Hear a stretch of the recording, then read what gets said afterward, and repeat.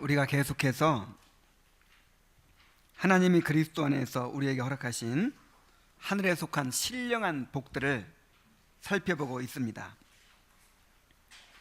하나님은 창세전에 그리스도 안에서 우리를 택하셨습니다. 예수 그리스도로 말미암아 자기의 아들들이 되도록 예정하셨습니다. 그리고 그리스도의 피로 우리를 구속하여 주셨습니다. 자, 이제 다음은 무엇이겠습니까? 그 뜻의 비밀을 우리에게 알리신 것입니다. 하나님의 은혜의 풍성함은 우리를 선택하시고 우리를 구속하실 뿐만 아니라 하나님의 영원한 구원의 계획을 우리에게 알리신 것으로 드러났습니다. 오늘 읽은 본문 말씀은 하나님의 구원의 계획이 얼마나 놀라운 것인지, 우리가 이것을 알게 되었다는 사실이 얼마나 큰 은혜인지를 보여주고 있습니다. 그 뜻의 비밀을 알리신 이 은혜에 대해서 이 시간 함께 살펴보도록 하겠습니다. 자, 먼저 하나님이 우리에게 알리신 것이 무엇이라고 했습니까?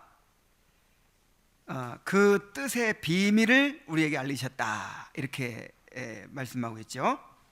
여기서 비밀이라는 말이 이제 헬라어로 미스테리온이라는 말인데, 이 미스테리온이라는 말이 뭐냐면 이 고대에 이 비밀 종교가 있어요. 이런 좀 신비스러운 비밀 종교에서 이 외부인들은 전혀 알 수가 없고 이 종교에 입문한 사람들만이 알 수 있는 그런 어떤 비의, 어떤 이 신비, 이런 것들을 가리키는 말이 바로 이 미스테리온이라는 말이었어요.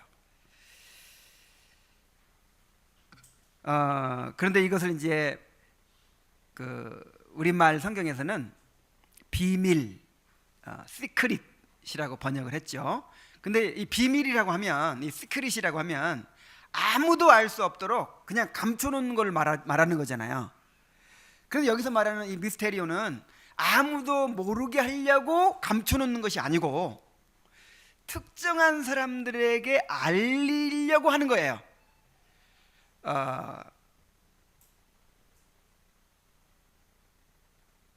그래서 이제 이 성경에서는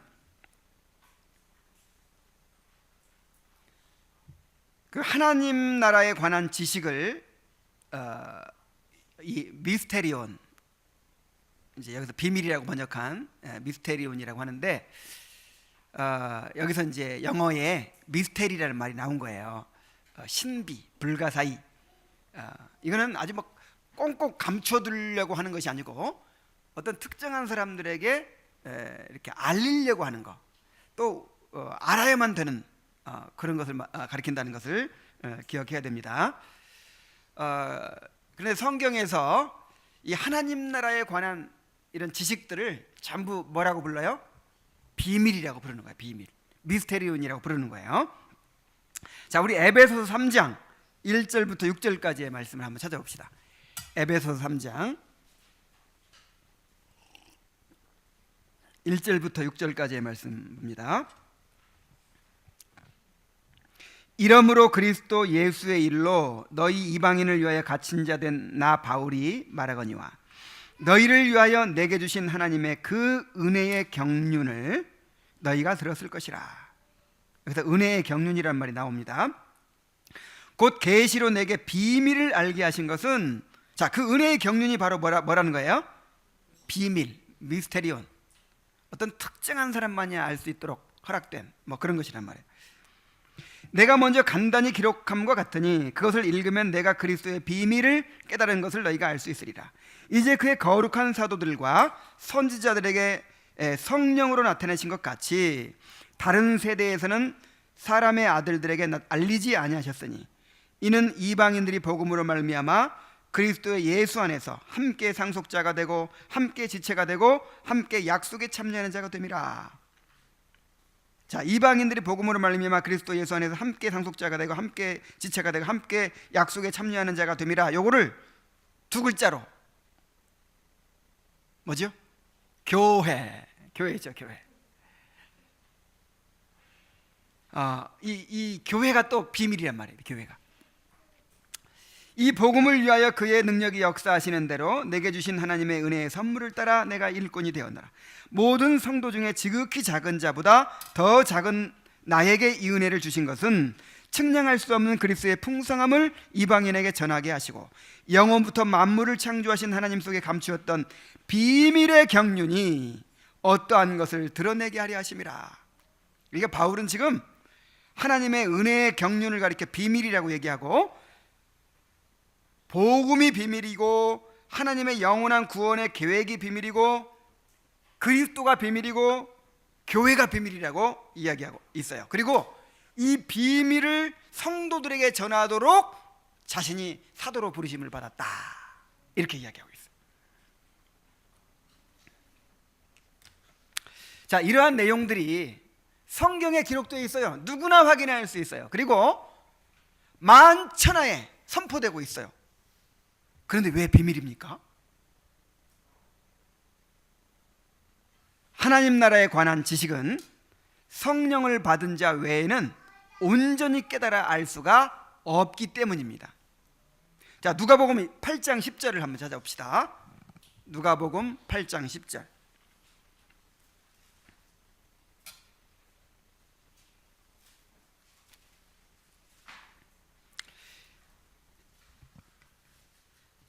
이르시되 하나님 나라의 비밀을 아는 것이 너희에게는 허락되었으나 다른 사람들에게는 비유로 하나니 이는 그들로 보아도 보지 못하고 들어도 깨닫지 못하게 하려 함이라 그랬어요.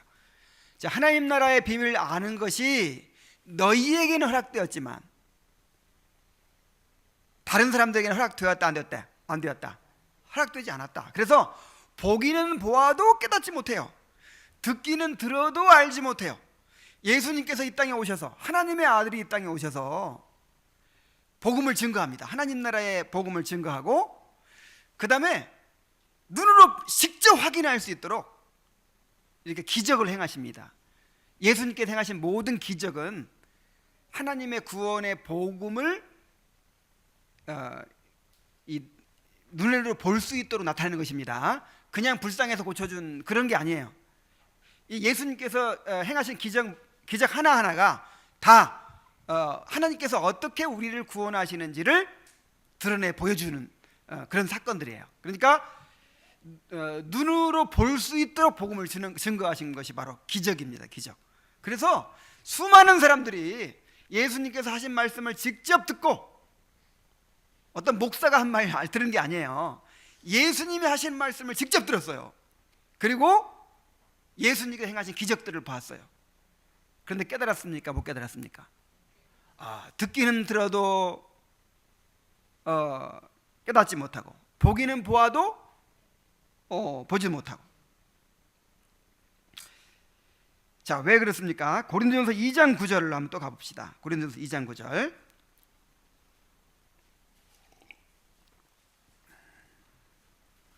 자, 여기 보니까 하나님이 자기를 사랑하는 자들을 위하여 예비하신 모든 것은 눈으로 보지도 못하고 귀로 듣지 못하고 사람의 마음으로 생각하지도 못하였다는 것 같으니라. 자, 하나님이 자기를 사랑하는 자들을 위하여 예비하신 모든 것이 뭐예요?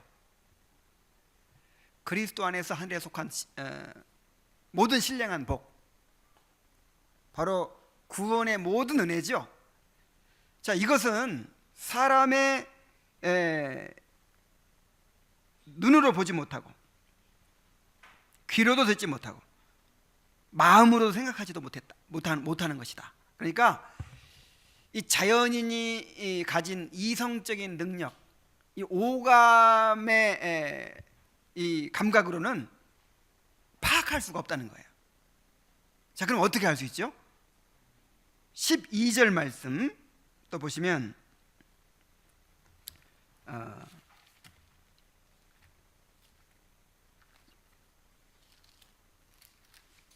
자, 12절을 보시면 우리가 세상의 영을 받지 아니하고 오직 하나님으로부터 온 영을 받았으니 이는 우리로 하여금 하나님께서 우리에게 은혜로 주신 것들을 알게 하려 하심이라. 그랬죠. 그러니까 이 성령을 받아야만 그걸 알 수 있단 말이에요. 성령을 통해서만 알 수 있다는 거예요. 아무리 성경을 읽고 설교를 듣고 교리를 공부해도 하나님이 깨닫게 해주시지 않으면 알 수가 없습니다. 단순히 지식적으로 이해할 수는 있지만 그것을 마음으로 깨닫고 누리지를 못합니다. 그래서 이것이 미스테리온, 비밀이라고 하는 것입니다.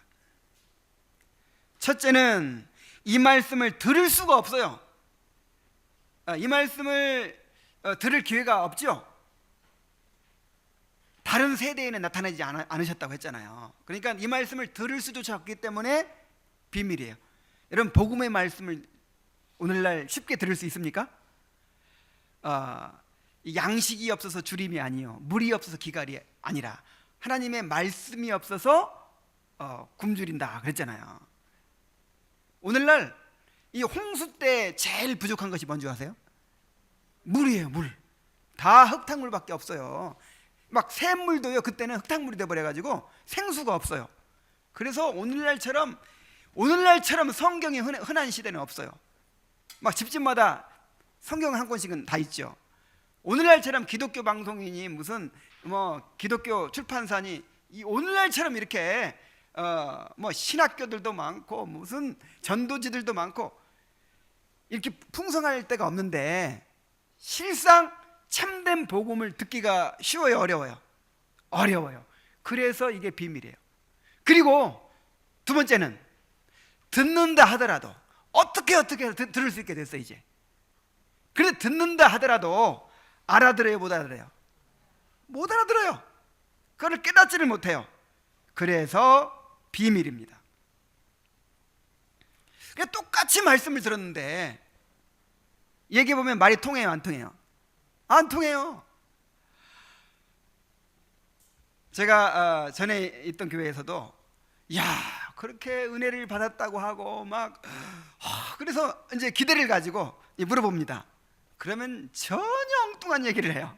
자기 나름대로 그냥 알아듣고 그냥 그렇게 생각을 하는 거예요. 정말 그렇게 많은 사람들이 수백 명이 매주 그렇게 말씀을 들어도 정말 그 말씀을 듣고 하나님 나라의 비밀을 알고 구원의 은혜를 깨닫고 뭐 자기가 깨어지고 죄를 깨닫고 회개하고 이런 사람을 만나기가 너무 어려워요. 정말 그런 사람 한 사람 찾는 것이 너무 어려워요. 그래서 비밀이라고 하는 것입니다.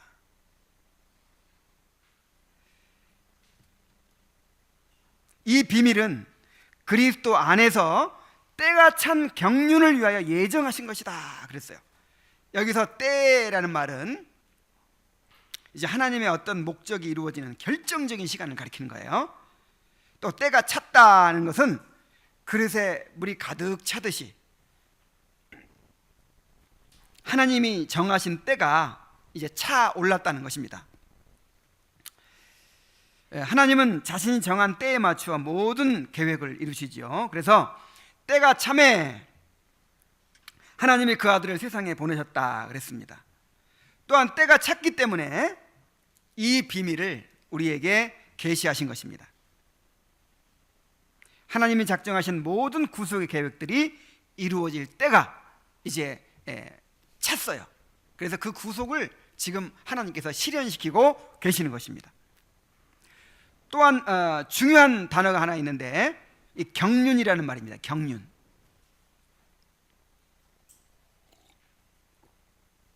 이 경륜이라는 말은 헬라어로 오이코노미아라고 해요. 자, 뭐라고요? 오이코노미아. 이 오이코노미아라고 하는데 이 오이코노미아라는 말은 이 집을 가리키는 오이코스, 오이코스 전도법 막 이런 말 들어봤죠? 이 집을 가리키는 오이코스라는 말과 운영하다, 관리하다라는 뜻의 네모라는 말이 합쳐져서 된 거예요. 그래서 직역하면 이 경륜이라는 말, 오이코노미아라는 말을 직역하면 집안의 관리, 그런 뜻이에요. 자, 집을 관리한다, 그런 뜻이에요. 자, 집을 우리가 그냥 되나케나 살아가지 않죠. 계획을 세우죠. 우리 앞으로 적금을 어떻게 들어서 이제 아파트를 사겠다. 그리고 저축은 얼만큼 하고 보험은 얼만큼 들고, 그 다음에 또 아이들 학원을 어떻게 보내고, 자, 이렇게 계획을 세우죠. 계획을 딱 세워가지고 그 계획에 맞추어서 집안을 관리하죠. 이거를 경륜이라고 한단 말이에요. 경륜, 오이코노미아. 근데 누구의 경륜? 하나님의 경륜. 그럼 하나님의 경륜은 그럼 뭘 관리할까요? 이 우주 전체를 관리하겠죠.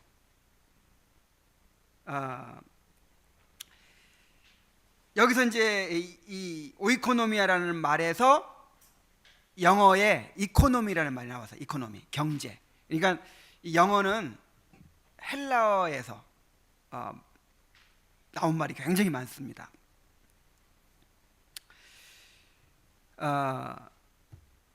이제 우리가 어렸을 때, 제가 어렸을 때는 지금 중국에서 하는 것처럼 경제개발 5개년 계획 뭐 이런 게 막 있어가지고 막 전 국민이 우리도 잘 살아보자 하면서 막 그렇게 막 이렇게 실행해 갔어요. 이 박정희 대통령이 경제개발 5개년 계획을 세워가지고 이렇게 막 실행시켜 가는 거예요. 그런 것처럼 하나님께도 경제 계획이 있어요. 하나님께도 이 우주에 대한 계획이 있어요. 이 우주를 경영하기 위한 계획을 세우시고 그것을 실행해 가시는데, 그것을 하나님의 경륜이라고 한단 말이에요. 경륜. 자, 다시 한번 요약합니다. 경륜이란 뭐냐?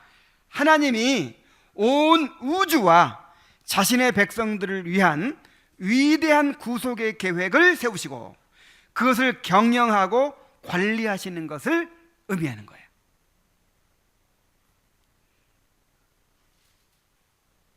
그리고 때때로 이 경륜이라는 말이 그것을 수행하도록 주어진 직분을 가리킬 때도 있어요. 바울이 내가 직분을 맡았노라 이렇게 말했는데, 그 직분이라는 말이 또 오이코노미아야. 그러니까 하나님께서 이 우주와 모든 사람들을 구원하기 위한 계획을 세우시고 그것을 실행시켜 나가는 것을 경륜이라고 하고, 그것을 수행하도록 부름받은 직분을 가리켜서 또 경륜이라고 할 때도 있다 하는 거예요. 그런데 하나님은 이러한 계획을 그의 기뻐하심을 따라 예정하셨다 그랬어요. 자, 이 말이 어디에서도 나왔었죠? 그 우리를 선택하셨다고 할 때도 그 기쁘신 뜻을 따라 우리를 선택하셨다고 했죠. 이런 우주의 경제 계획을 세울 때도, 이 구원의 계획을 세울 때도 뭐를 따라서? 자기의 기쁘심을 따라서, 기뻐하심을 따라서 그렇게 예정하셨다 그랬습니다. 다시 말하면 하나님은 세상에서 벌어지는 상황에 따라서 그때 대책을 세우시고 문제를 해결해 가시는 분이 아니라는 거예요. 사람들의 요구에 응답하여 어쩔 수 없이 행하는 분이 아니라는 거예요. 하나님이 처음부터 이 모든 일을 자기의 기쁨을 위하여, 자기의 영광을 위하여 계획하신 거예요. 그래서 인류의 타락조차도 어떻게 보면은 하나님의 의도에서 벗어나 버렸으니까 하나님이 실패한 것이고, 하나님이 막 대책을 세우기에 급급하고 막 그럴 것 같은데, 그런 것 같은데 절대 그렇게 이해해서는 안 돼요. 인류의 타락조차도 다 하나님의 계획 가운데 들어 있어요. 하나님의 영광을 드러내는 일에 이제 다 들어 있어요. 그래서 이 우주에서 일어나는 모든 일들이, 이 세상의 모든 일들이 하나님의 계획에서 어긋나는 일은 하나도 없습니다. 하나님은 만세 전부터 온 우주와 당신의 백성들에 대한 완전한 작전과 계획을 세워 놓으셨습니다. 그리고 창조와 구속을 통해서 그것을 이루어 가시는 거예요. 역사 속에서 빈틈없이 그 계획들을 펼쳐 가시는 것입니다. 하나님의 작정은 결코 실패하지 않습니다. 하나님은 자신이 작정하시고 계획하신 일들을 반드시 이루시고 영광 받으십니다. 자, 우리가 이러한 위대한 계획 가운데서 부름을 받은 거예요. 하나님의 세심하고 정확한 계획 속에서 우리가 살아가고 있습니다. 하나님의 경륜에 따라서 빈틈없이 모든 일들이 일어나고 있습니다. 그러므로 어두워진 이 세상을 바라보면서 또는 무력한 우리 자신들을 바라보면서 낙심해서는 안 됩니다. 참 우리 자신에게 모든 세상이 달려있으면 이거 얼마나 참 불안하겠어요. 그렇죠? 초보 운전자가 뒤에 써붙이고 다니는 말들이 참 재밌는 말들이 많은데, 어떤 사람은 나도 내가 너무 무서워요 이렇게 나도 내가 제일 무서워요 이렇게 써붙이고 다니더라고요. 여러분, 제일 무서운 게 나예요. 그렇죠? 참 내 인생이 나한테 달렸다. 야, 지금까지 살아온 것도 정말 한심하고 제대로 한 것이 아무것도 없어. 그리고 앞으로 여러분 잘할 자신 있어요? 이제는 못 믿겠죠? 그동안 결심도 많이 해봤죠? 근데 우리한테서는 더 이상 나올 게 없어요. 우리는 완전 영적인 파산자들이에요. 그런데 우리의 구원이, 이 세상의 모든 역사가, 우리 자녀들의 미래가 누구한테 달려있어요? 우리 하나님께 달려있어요.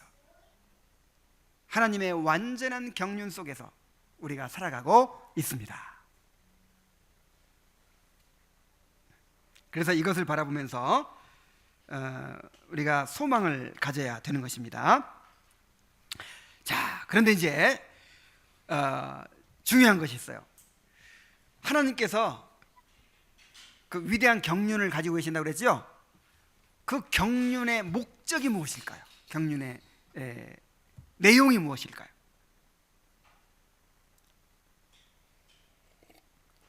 바로 10절에 나와 있습니다. 에베소서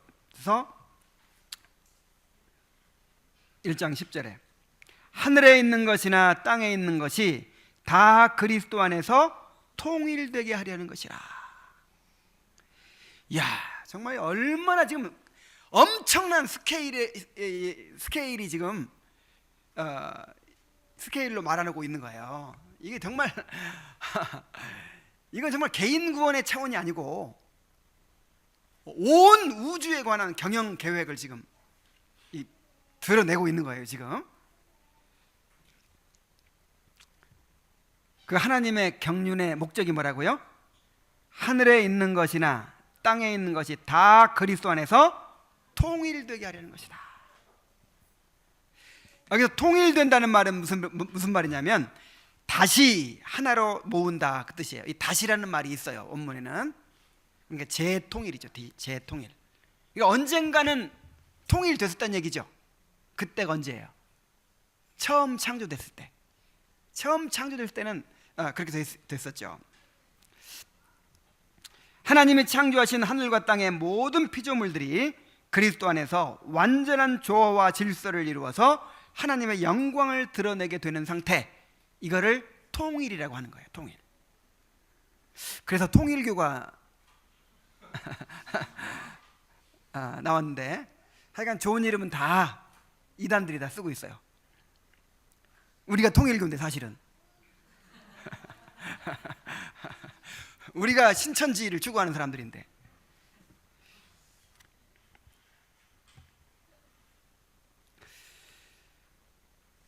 자, 하나님께서 두 세계를 지으셨죠? 그 두 세계가 어떤 세계입니까? 이 하늘의 영적인 세계와 이 땅의 물질적인 세계를 지으셨어요. 그래서 처음 창조되었을 때는 하늘에 있는 것이나 땅에 있는 것들이 모두 다 완전한 조화와 질서를 이루어서 하나님께 복종하며 하나님의 영광을 드러냈습니다. 그런데 이 땅에 죄가 들어오고 하나님과 인간의 관계가 끊어지면서 인간과 인간, 인간과 피조물, 피조물과 다른 피조물들과의 관계가 모두 깨어지고 말았습니다. 인간의 죄는 모든 만물의 분리와 흩어짐, 그리고 무질서와 혼돈을 가져왔습니다. 그냥 산산이 그냥 흩어버린 거예요. 산산이. 하나님은 이러한 상태를 내버려 두지 않으시고 인간을 구원하시고 만물을 회복시키고자 하는 구속의 계획을 세우셨습니다. 하나님은 그 일이 그리스도 안에서 이루어지도록 그렇게 작정을 하셨습니다. 그래서 에베소 1장 20절에 보면은 만물을 그의 발 아래 복종하게 하시고 그랬죠. 이게 통일이에요. 이게 만물이 이제 다시 그리스도 안에 하나로 모아지고 그 발 아래 이제 복종하게 되는 그런 상태, 이게 통일이에요.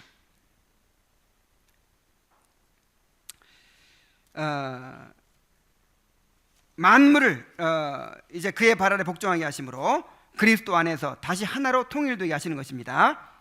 하나님을 떠나서 나뉘어지고 흩어지고 무질서와 혼돈에 빠졌던 모든 것들이 이제 그리스도 안에서는 다시 회복되고 완성되고 하나가 됩니다. 그래서 이제 장차 하늘에 있는 것이나 땅에 있는 모든 것들이 그리스도 안에서 통일될 것입니다. 이것이 이제 하나님의 구속의 경륜이에요. 이것이 구속의 완성이에요.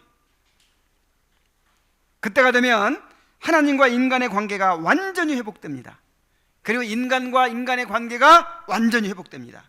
그리고 인간과 피조물의 관계가, 또 피조물과 피조물들의 관계가 완전히 회복됩니다. 그래서 만물의 창조 목적이 그리스도 안에서 완성이 됩니다. 장차 이제 하나님의 보좌가 이 땅에 내려온다고 했죠. 계시록에 보면은 하나님의 보좌가 이 땅에 내려와 가지고요, 자, 하나님의 보좌가 이 땅에 내려오면 이 땅이 뭐가 돼요? 이 땅이 하늘이 돼요. 그러니까 이 땅이 성전이 되는 거예요. 하나님이 계신 곳이 천국이죠. 그래서 하늘에 하나님의 보좌가 이 땅에 내려오면은 하늘의 세계와 이 땅의 세계가 합쳐져 버려요. 그야말로 완전한 통일이 이루어져요.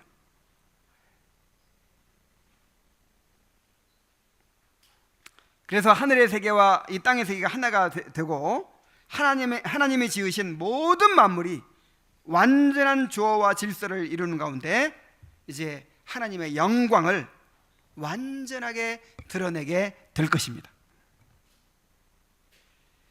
이야, 정말 얼마나 놀라운 얘기입니까? 그래서 이 에베소서에서는요, 이 구원에 대해서 개인적인 차원에서 얘기하는 것보다도 이렇게 우주적인 차원에서 엄청난 스케일로 얘기를 해요. 그래서 하나님의 구속 사역은 인간의 구원만이 아니라, 물론 이제 인간의 구원이 중심이죠. 인간의 구원만이 아니라 이 우주 전체를 회복시키고 완성하시는 그런 엄청난 일인 것입니다. 물론 로마서에서도 이걸 이야기하죠. 로마서도 한번 확인해 봅시다. 로마서 8장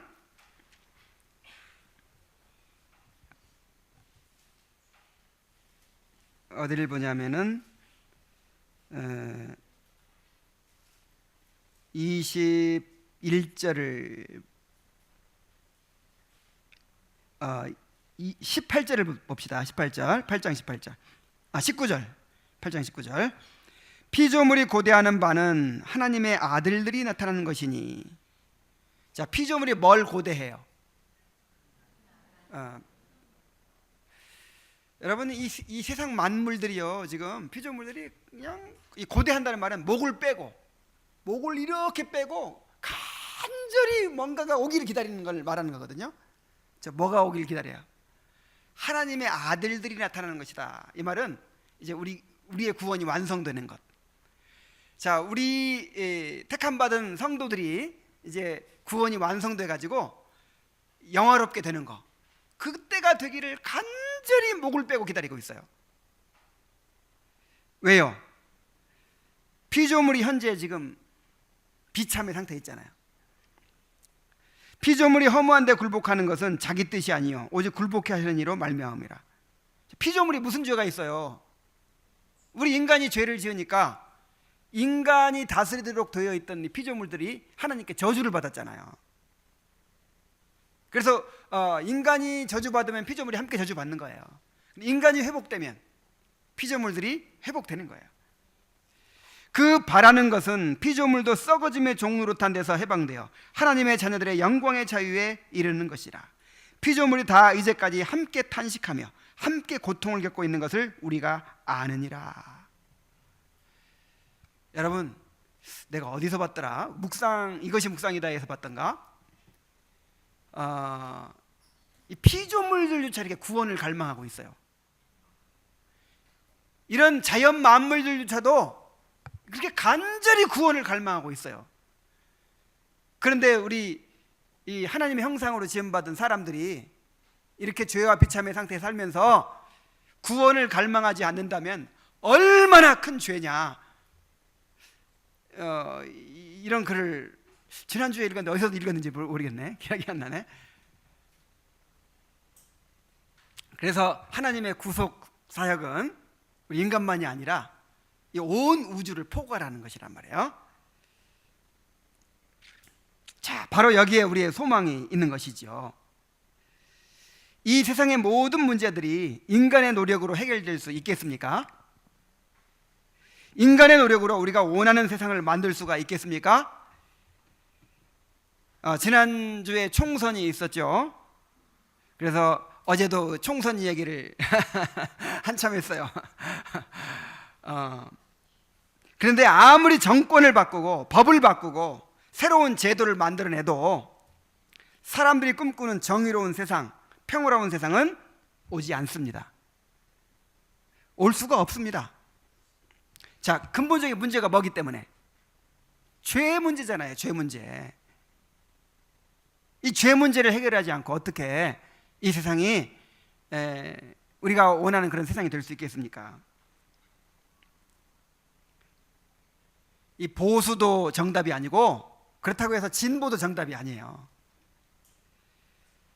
이 보수 세력의 문제가 뭐죠? 이 보수 세력은요, 이 물질 우상에 사로잡혀 있어요. 그러니까 조금 정의와 공평이 좀 희생되더라도 뭔가 우리가 성장해야 된다는 거예요. 더 잘 살게 돼야 된다는 거예요. 그래서 조금 불의한 일들을 조금 덮고 넘어가자는 거예요. 그리고 좀 이렇게 빈부격차가 있고 뭐 좀 불공평해도 우리 나라 전체가 더 힘이 세지고 더 잘 살게 되는 것이 중요하다는 거죠. 그래서 이 경제, 뭐 성장, 하여간 물질이 더 풍성해지는 거, 이게 이제 목적이잖아요. 그러니까 물질 우상에 사로잡혀 있는 거예요, 이 보수 세력들은. 그러면 진보는 뭐냐? 진보는요, 뭘 강조하죠? 인권을 강조하죠. 그래, 사람이 우상이에요, 사람이. 그래서 이 진보 세력은 정말 정의로운 것 같은데, 이 정의가 다 누구를 위한 정의죠? 사람을 이제 그 인권을 지나치 강조하다 보니까 이 사람들은 동성애도 허용해야 된다, 성매매도 합법화해야 된다. 나중에는 뭐까지 나오냐면 이제 마약도 이제 합법화해야 된다. 그래서 이 민주주의가 극도로 발달하고 이렇게 인권이 가장 향상된 나라를 보세요. 다 그게 합법화되어 있어요. 동성 결혼, 뭐 그다음에 마약 합법화되고 성매매 합법화되고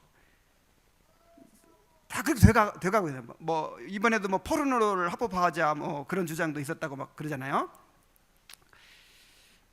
그래서 진보도 해답이 아닙니다. 자, 그런 세상이 돼가지고 도대체 어쩌자는 거예요?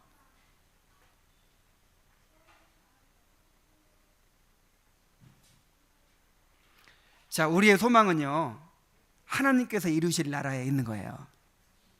하나님께서 이 세상을 완전하게 바꾸실 것입니다. 이제 지금 다니엘서에 보면은요, 바벨론이 망하고 그 다음에 메데파사가 일어나고 그 다음에 헬라가 일어나고 그 다음에 로마가 일어나고 계속 나라가 일어나는데 나중에 최후에 이 돌 나라가 나오죠.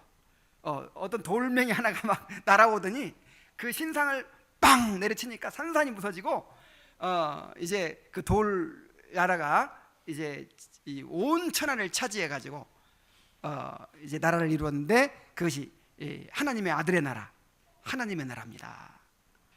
자, 우리의 소망은 어디에 있어요? 하나님의 나라. 우리가 꿈꾸는 그 세계가 이제 옵니다. 하나님이 이루십니다. 우리가 막 데모하고 뭐 우리가 막 무슨 운동하고 그렇게 해서 만들어지는 것이 아니에요. 막 선진국이 되고 막 민주화가 되고 막 뭔가 막 제도를 바꾸고 그렇게 해가지고 이 세상이 살기 좋은 세상이 되는 거 아니에요. 막 기독교인 대통령이 나오고 그 다음에 기독교인 국회의원들이 다수를 차지하고 그래가지고 막 그럼 돼요? 기독교인 대통령 나왔었잖아요. 이번에도 총선에서 당선된 사람들의 25%가 4분의 1이 기독교인들이래요. 그럼 벌써 지금 달라졌어야지. 여기에 희망을 걸어서는 안 돼요. 우리는 현재 우리가 있는 위치에서 우리의 할 일을 성실하게 해야 됩니다. 그리고 이제 그렇다고 해서 막 정치 혐오 그런 건 안 되고 가이사의 것은 가이사에게 바치라 하는 원리대로 우리도 할 수 있는 일을 해야죠. 투표도 하고 그다음에 뭐 때로는 서명도 하고 뭐 필요하면 뭐 합법적인 시위도 할 수 있겠죠. 아니면 뭐 성명도 발표하고 할 수 있겠지만은 여기에 목매서는 안 된다 이 말이에요. 때로는 하나님께서 로마를 사용하시기도 하시고 로마를 사용해서 그 복음이 급속하게 전파되게 하셨잖아요. 로마라는 그 세속국가, 정말 이 불의한 국가를 사용하셨잖아요. 때로는 바벨론을 사용하시고 메데파사를 사용하시잖아요. 그러니까 우리가 생각하기에 막 우리가 판단하고 그래서는 안 돼요. 그냥 우리가 알 수 있는 대로 정의롭게 투표하고 또 우리 역할을 하면서 하나님께서 세우시면 어쩔 수 없어 받아들여야지. 혹시 그것을 통해서 이제 하나님께서는 더 당신의 구속사역을 이루어 가시는 것입니다.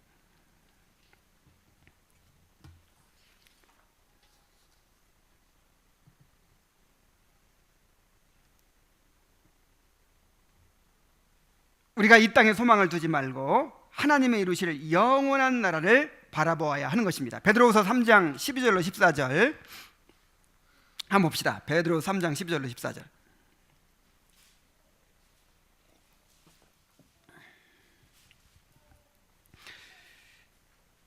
하나님의 날이 임하기를 바라보고 간절히 사모하라.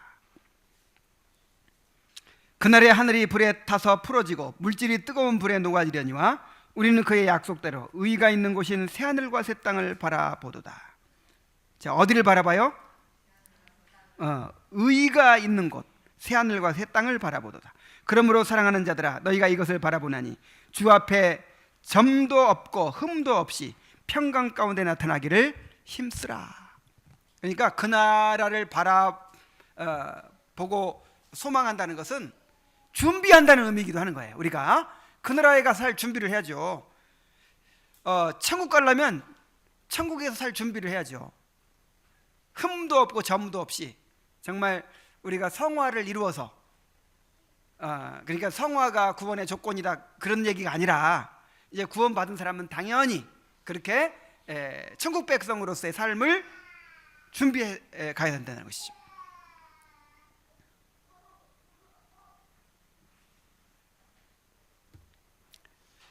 다시 말씀드립니다. 세상은 누가 바꿔요? 하나님이 바꾸십니다. 세상은 무슨 공산당이 바꾸는 거 아니에요. 무슨 민주주의 무슨 혁명이 바꾸는 거 아니에요. 세상은 누가 바꾸신다? 하나님이 바꾸신다. 이거 우리가 확실히 해야 돼요. 세상은 하나님이 바꾸시니까 우리는 우리가 할 수 있는 거 순종만 하면 돼요. 뭐 세상이 어떻게 되든지 간에 막 당장 막 악이 지배하고 불의가 판치고 그냥 완전히 세상이 망할 것처럼 보여도 세상을 누가 바꾸신다? 하나님이 다 알아서 바꾸십니다. 그래서 나중에는 결국 이 모든 세상 나라가 하나님의 나라가 될 거예요. 정의와 공평이 지배하는 나라, 사랑과 평화가 충만한 나라, 우리가 꿈꾸는 그 세상이 반드시 옵니다. 하나님이 이루십니다.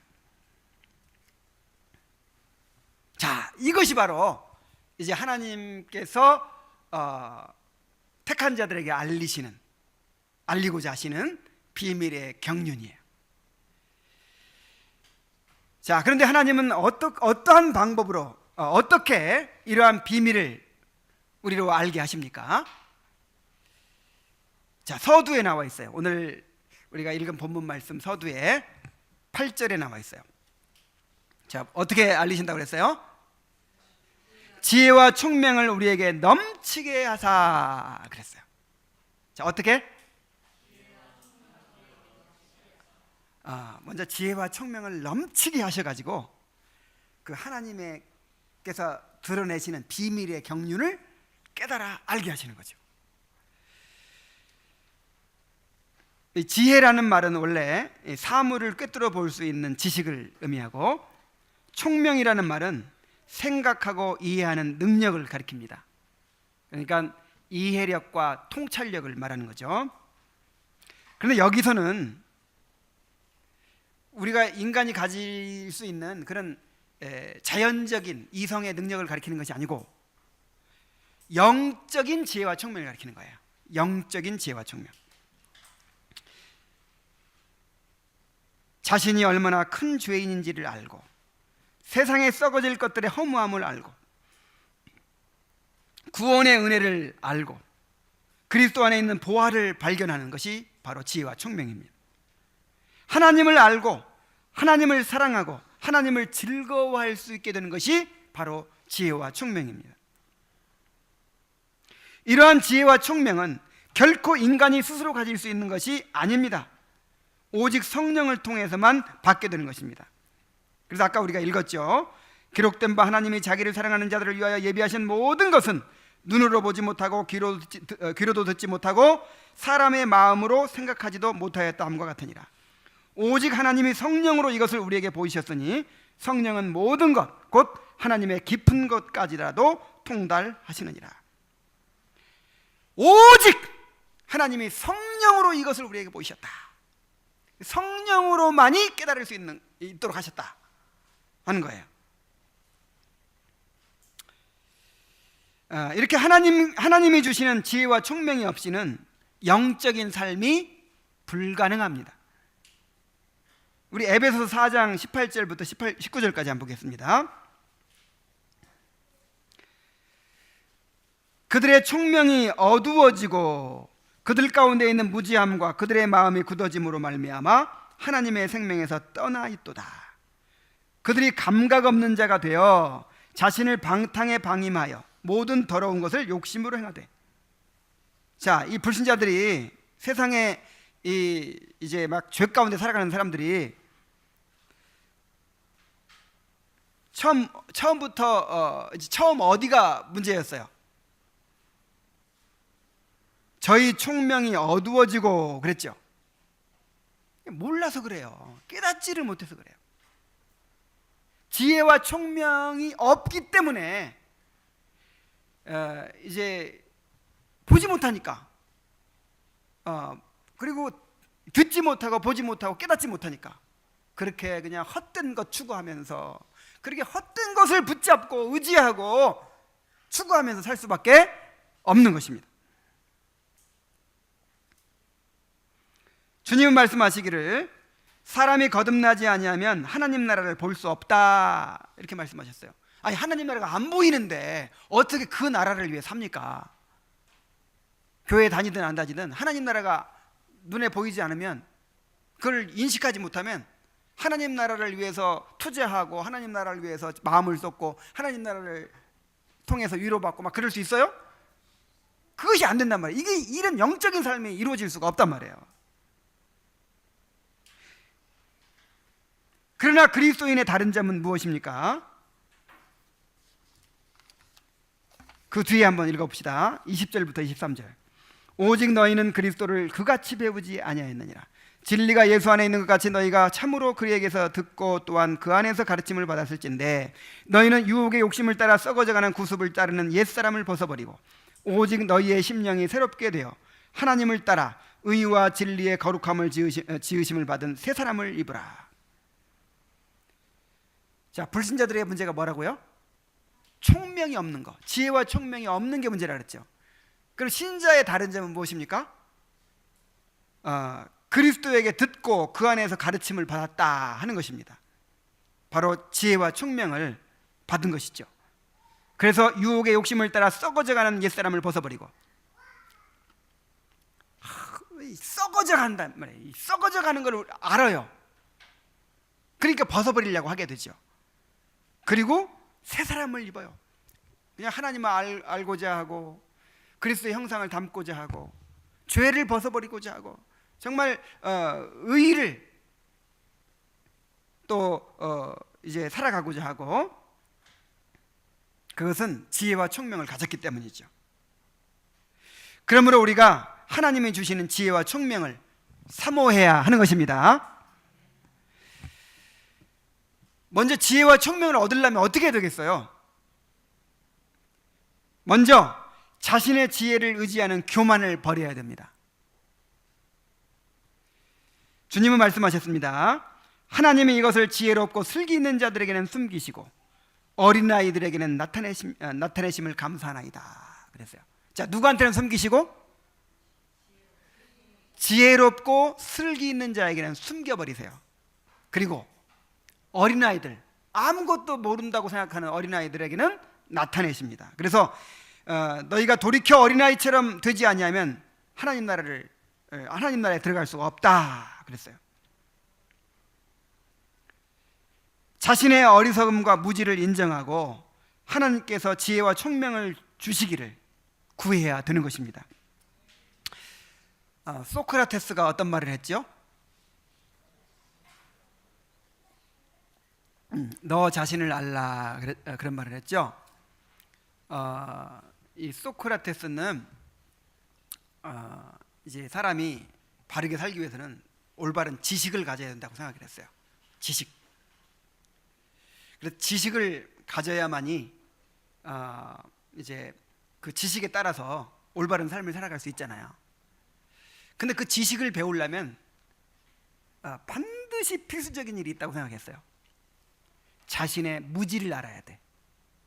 자신의 무지를 깨달아야만이 그 온전한 지식을 배울 수 있다, 이렇게 생각을 했어요. 그래서 이 너 자신을 알라는 말이 소크라테스가 한 말은 아니고 옛날에 이제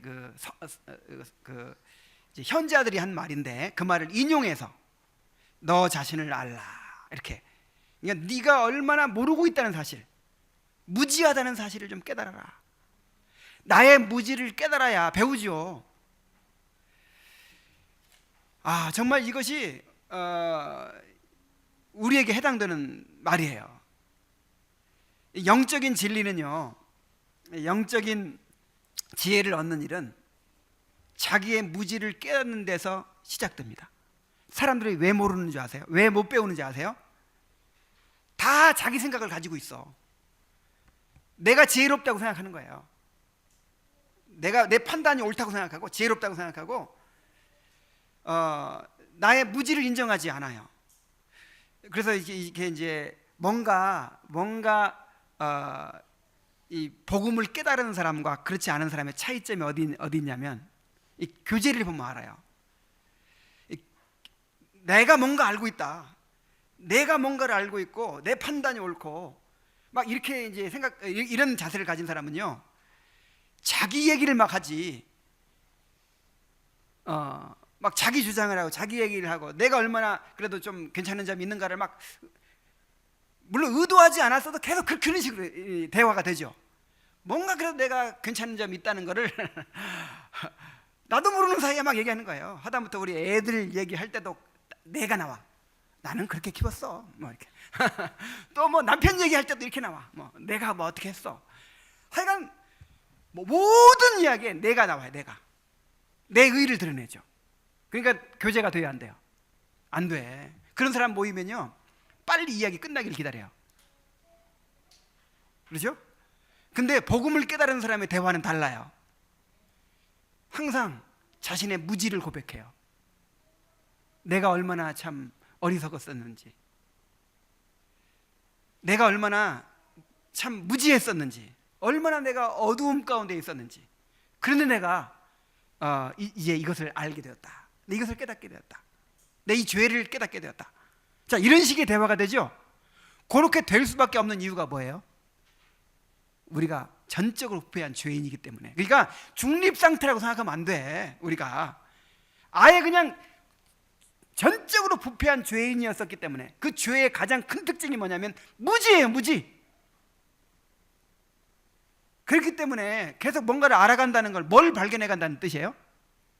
무지를 발견해 간다는 뜻이지.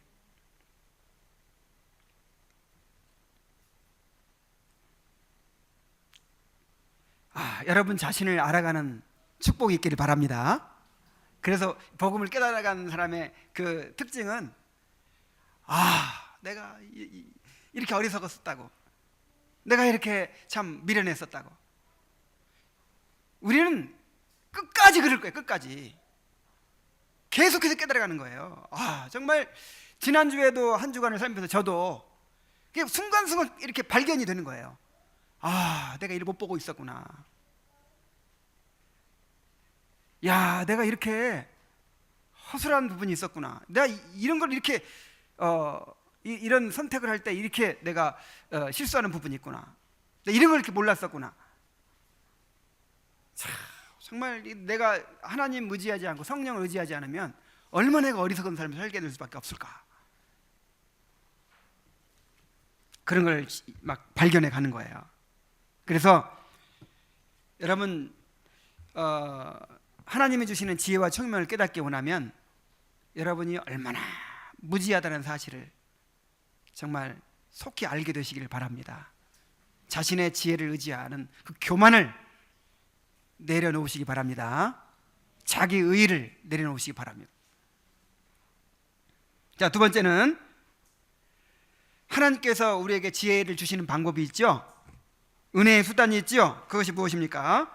고린도전서 1장 21절에 보면은 하나님의 지혜에 있어서는 이 세상이 자기 지혜로 하나님을 알지 못하므로 하나님께서 전도에 미련하는 것으로 믿는 자들을 구원하시기를 기뻐하셨도다. 무엇으로? 그래서 전도라는 말은 이 복음을 선포한다 그런 뜻입니다. 지금 제가 전도하고 있는 거예요. 이 선포가 전도예요. 그러니까 전도지 주면서 예수 믿으세요, 이게 아닌 거예요. 물론 이제 넓은 의미로는 이것도 전도라고 여기서 말하는 뭐 전도에 포함시킬 수 있겠지만, 전도는 뭐냐면 선포예요. 선포. 이 수직적으로 하나님이 사람을 향해서 선포하는 거. 이 설교가, 이 전도라는 말이 정확하게 번역하면 설교예요. 설교. 근데 이 설교는 사람들 보기에 미련해요. 미련해. 그죠? 미련한 방법이죠.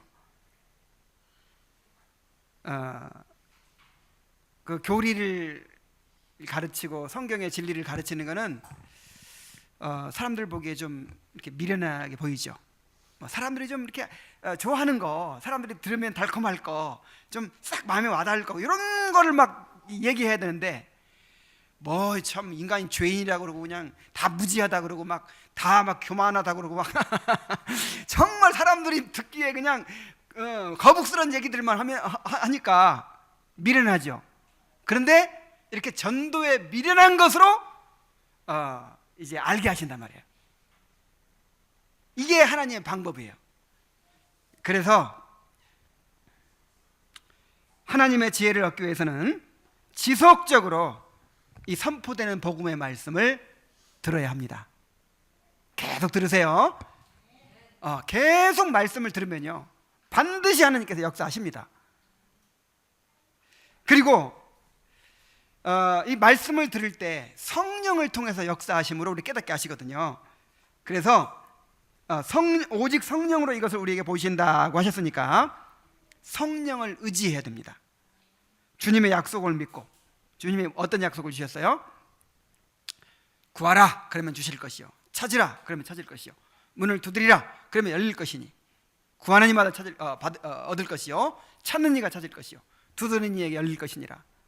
그러니까 막 벤츠를 달라면 벤츠를 주고 막 이게 이 뜻이 아니고, 정말 하나님 내 복음을 깨닫고 싶은데, 내가 정말 이 그리스도 안에서 하나님에 속한 모든 신령한 복, 그것이 뭔지를 깨닫고 싶은데, 내가 정말 하나님에 대해서 알고 싶은데, 내가 좀 죄를 버리고 싶은데, 내 신앙이 더 성장하고 싶은데 어떻게 하면 좋겠습니까 하나님? 그러면서 그냥 구하고 찾고 두드리라는 거예요. 그 구하는 것의 핵심 내용은 뭐냐면 성령이에요. 성령을 구하라는 거예요. 성령을 통해 주시니까. 그러면 응답률 몇 프로? 100%예요. 이거는 약속이 돼 있는 거예요. 보장이 돼 있는 거예요. 내가 그렇게 구했는데 안 주시더라, 그럼 하나님 거짓말쟁이지. 내가 벤츠를 그렇게 구했는데 안 주시더라, 안 주실 수 있지. 언제 벤츠 준다고 그랬어? 그런 약속은 없어요. 그러나 성령을 주신다는 약속은 있습니다. 이건 우리의 구원에 필요하기 때문에, 이게 하나님의 목적에 부합하는 일이기 때문에 구하십시오. 간절히 성령을 구하면서 하나님의 말씀을 들으시기 바랍니다. 자, 이제 결론을 말씀드립니다. 하나님의 은혜의 풍성함은 그 뜻의 비밀을 우리에게 알리신 것으로 드러났습니다. 그래서 지혜와 총명을 우리에게 넘치게 하셔서 그 뜻의 비밀을 깨닫게 하신 하나님께 감사해야 돼요. 여러분, 이것을 들을 수 있다는 것도 엄청난 일이죠. 감사해야 돼요. 그리고 그것을 알아듣고 은혜 받을 수 있다는 거, 이거 정말 엄청난 일이에요. 이거 알아듣겠어요, 누가? 이거를 알아듣고 막 교제 나눌 수 있다는 거, 서로 얘기할 수 있다는 거, 이거 정말 여러분 이 득도한 거예요. 득도. 정말 이건 보통 일이 아니에요. 그래서 신령한 복으로 지금 제시하고 있는 거예요. 여러분, 이 엄청난 복인 것입니다. 그 뜻의 비밀을 알게 된 거 엄청난 복이에요. 감사하시기 바랍니다. 아직 회심하지 않은 분들은 하나님께서 지혜와 총명을 넘치게 하셔서 그 뜻의 비밀을 알게 해달라고, 단지 지식적으로가 아니라 마음으로 깨달아 알게 해달라고 그렇게 기도하시기 바랍니다. 그리고 이미 회심한 분들도 지혜와 총명을 더 풍성하게 하셔서 하나님을 더 깊이 알아가게 해달라고, 하나님께 주신 그 신령한 복들을 더 깊이 알고 맛보고 누리게 해달라고 그렇게 구하시기 바랍니다. 기도하겠습니다. 자, 먼저 또 우리 각자가 기도하겠어요. 하나님, 나에게 지혜와 총명을 넘치게 하셔서 하나님의 그 비밀의 경륜을 더 깊이 알게 해주시옵소서. 그렇게 하나님 앞에 간절히 구하시기 바랍니다.